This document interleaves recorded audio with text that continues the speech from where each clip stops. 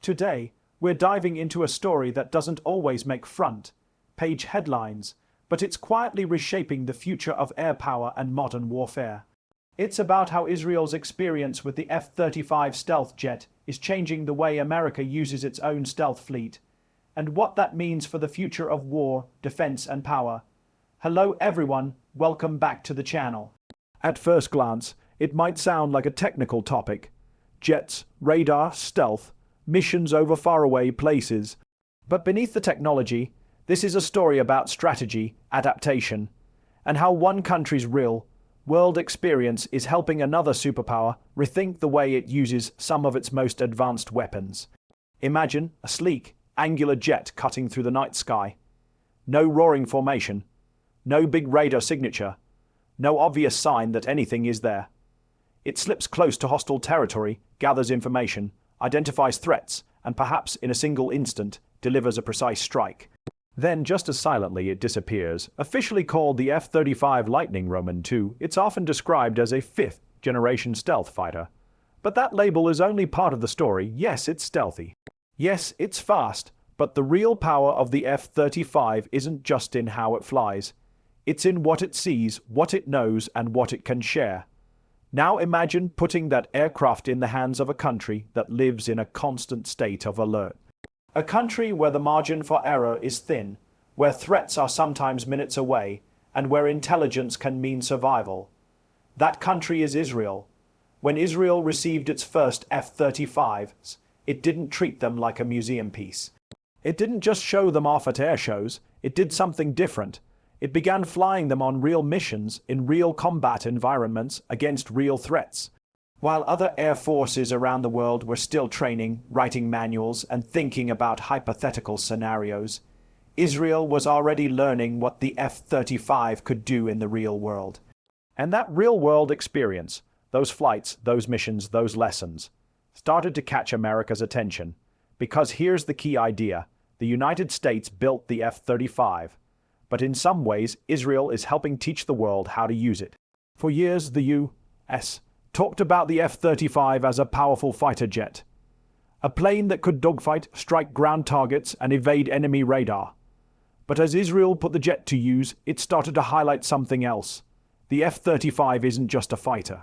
It's a flying sensor platform, a data hub, a kind of airborne supercomputer. Israeli pilots began using the aircraft not only to drop bombs, but to gather information. The F-35 would fly quietly near heavily defended areas. Its sensors would soak up radar emissions, electronic signals, and movement on the ground and in the air. That information wouldn't just stay in the cockpit. It would be shared with other aircraft, with ground stations, and with command centers. In other words, the F-35 became both a shooter and a sensor. Sometimes the sensor part was even more important. This shift in thinking, seeing the F-35 as an information machine, not just a weapon, has deeply influenced how the U.S.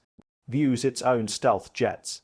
Instead of using them only as elite strike platforms, American planners are increasingly thinking of them as the core of a much bigger network.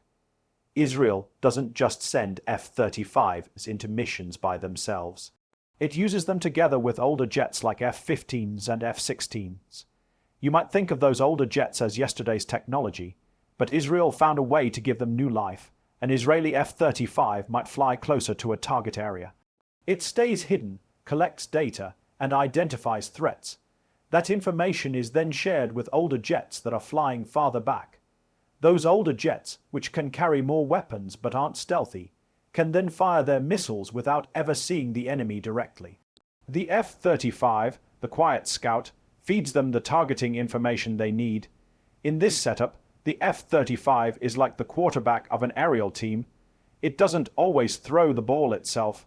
Sometimes it calls the plays, reads the field, and tells others exactly where to act. America has a large inventory of older aircraft. Replacing all of them with F-35s would take many years and enormous cost. But if a relatively small number of F-35s can make those older jets smarter and more lethal, suddenly the entire fleet becomes more powerful. The old and the new work together. Israel's real-world experience has helped prove that this is not just a theory. It works. Another way Israel is shaping American thinking is through how it customizes and upgrades its F-35. Israel has a long history of modifying foreign-made systems to fit its own needs. It tweaks software, adds local technology, and integrates its own intelligence systems. The F-35 program is tightly controlled, but Israel has pushed for the flexibility to integrate its own tools and data links into the jet.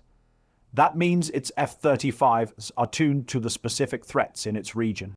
The jet doesn't just fly with generic software. It flies with code, sensors, and connections designed for the exact radars, missiles, and patterns that Israel expects to encounter. The lesson for the United States is clear. In a fast-changing world, software is as important as hardware. It's not enough to have a stealthy shape and advanced engines. You need an aircraft that can adapt, that can receive new updates quickly, that can evolve as enemies change tactics. Israel's approach reinforces the idea that the F-35 is not a finished product. It's a platform, a base to build on, and that's pushing the U.S. toward a more flexible, software-driven view of air power. There's also the matter of mission style. Israel often operates in a gray zone, short, precise missions that may never be officially acknowledged. The goal isn't to start a large war. It's to send a message, stop a threat, or shape the battlefield quietly. The F-35 is ideal for that kind of mission. It can slip in, gather information, strike if needed, and slip out again, all with a minimal footprint. For the United States, which frequently faces delicate situations around the world, this approach is very appealing. Instead of huge, visible air campaigns, the future may involve smaller, surgical operations where stealth jets and intelligence systems do the heavy lifting in the background. And then there's the human side of this story. It's easy to talk about jets and systems like they're just machines on a diagram. But every mission involves real people. Pilots in the cockpit, analysts on the ground, commanders making decisions under pressure. You're not just flying a jet. You're sitting inside a bubble of information. Your helmet displays data from sensors all over the aircraft. You can see threats, friendly forces, and targets fused into a single picture.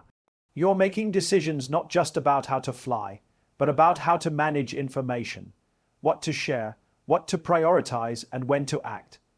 Israel's early use of the F-35 has forced it to confront the challenge of information overload. Too much data can be just as dangerous as too little. So training, tactics, and cockpit design all have to support the pilot as an information manager, not just a stick and throttle operator. Those lessons flow back into American training as well. The U.S. is watching how Israeli pilots and crews handle this new world of data-rich warfare and is adjusting its own methods accordingly. The F-35 is now flown by several U.S. allies, Israel, the United Kingdom, Italy, Japan, and more.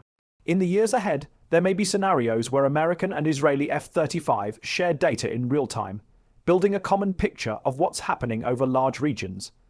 A radar signal detected by one jet might instantly be visible to others hundreds of miles away. A threat in one theater might be tracked and analyzed with help from jets in another. This is the idea of a global F-35 network, but with that power come tough questions: how much information should be shared? How do you protect that data from cyber threats? How do you make sure everyone using that technology is aligned in how they operate? Israel, as one of the earliest and most active F-35 users, sits at the center of those conversations. And as it experiments, succeeds, and sometimes struggles, the United States learns. In a way, Israel has become a test lab for some of the most advanced ideas in modern air warfare. The missions it flies, the customizations it makes, and the tactics it develops are watched carefully in American strategy rooms. So what does all of this tell us about war, defense, and power? First, it reminds us that power in the 21st century is not just about size. It's about smart use of technology. A small country with the right tools, training, and real-world experience can influence how a superpower thinks about its own weapons. Second, it shows that the future of air combat is less about what you can see and more about what you can't. It's about invisible data links, unseen stealth jets, and quiet missions that shape events before most people even realize anything happened. And third, it suggests that the line between offense and defense is changing. When your jet can see threats early and coordinate responses across many platforms, you're not just attacking. You're shaping the entire environment, protecting your forces, deterring your enemies, and sometimes ending a conflict before it fully begins. Israel's F-35 experience is a powerful example of that shift. It's not just flying a new jet. It's rewriting how that jet fits into a whole system of intelligence, strategy, and power. For the United States, watching and learning from that experience is not about copying everything Israel does. The two countries face different situations and challenges, but the core idea, that information, integration, and adaptation are the real weapons of the future, resonates deeply. As we move further into an age of stealth jets, unmanned aircraft, and AI-driven decision-making, the lessons learned in the skies over the Middle East will echo in American doctrine for years to come. In the end, the F-35 is more than metal and software. It's a symbol of how deeply connected modern militaries are. When one nation experiments, another adjusts. When one air force finds a new way to use a tool, others quietly update their playbooks. Israel's F-35 story is still being written. Missions are still flying. Tactics are still evolving. But one thing is already clear. The way Israel uses its stealth jets is quietly changing how America uses its own.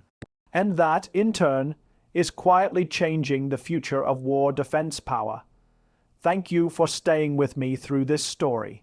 If you enjoyed this deep dive into how technology, strategy, and real-world experience come together, make sure to like the video, subscribe to the channel, and turn on notifications so you don't miss future episodes. Let me know in the comments what you think about stealth jets and whether this shift toward information-driven warfare makes the world safer or more dangerous. As always, stay curious, stay informed, and I'll see you in the next video.